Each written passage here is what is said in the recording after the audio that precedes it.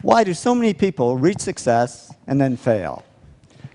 Well, one of the big reasons is we think success is a one-way street. So we do everything that leads up to success, but then we get there, we figure we made it, we sit back in our comfort zone, and we actually stop doing everything that made us successful.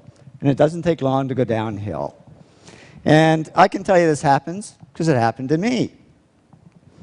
Reaching success, I worked hard, I pushed myself, but then I stopped because I figured, oh, you know, I've made it. I can just sit back and relax. Reaching success, I always tried to improve and do good work. But then I stopped because I figured, hey, I'm good enough. I don't need to improve anymore. Reaching success, I always was pretty good at coming up with good ideas because I did all these simple things that lead to ideas. But then I stopped because I figured I was this hotshot guy and I shouldn't have to work at ideas. They should just come like magic. And the only thing that came was creative block. I couldn't come up with any ideas. Reaching success, I always focused on clients and projects and ignored the money. But then all this money started pouring in, and I got distracted by it. And suddenly I was on the phone to my stockbroker and my real estate agent when I should have been talking to my clients. And reaching success, I always did what I loved. But then I got into stuff I didn't love, like management.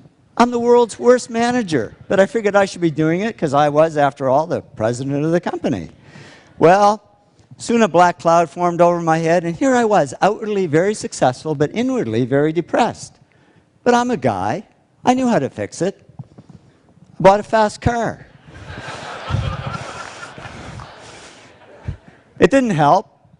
I was faster, but just as depressed. So I went to my doctor. I said, Doc, I can buy anything I want, but I'm not happy. I'm depressed. It's true what they say, and I didn't believe it until it happened to me, but money can't buy happiness. He said, no, but it can buy Prozac.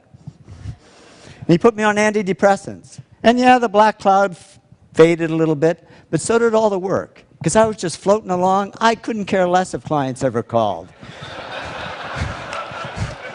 And clients didn't call.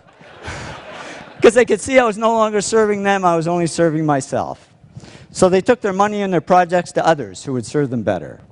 Well, it didn't take long for business to drop like a rock. My partner and I, Tom, we had to let all our employees go. It was down to just the two of us, and we were about to go under. And that was great, because with no employees, there was nobody for me to manage. So I went back to doing the projects I loved.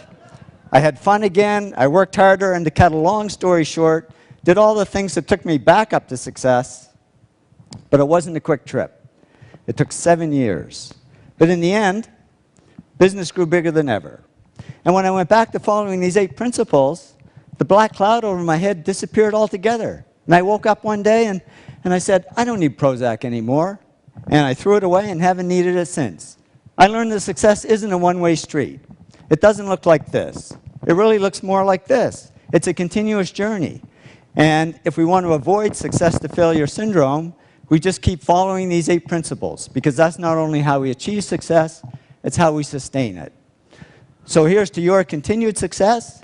Thank you very much.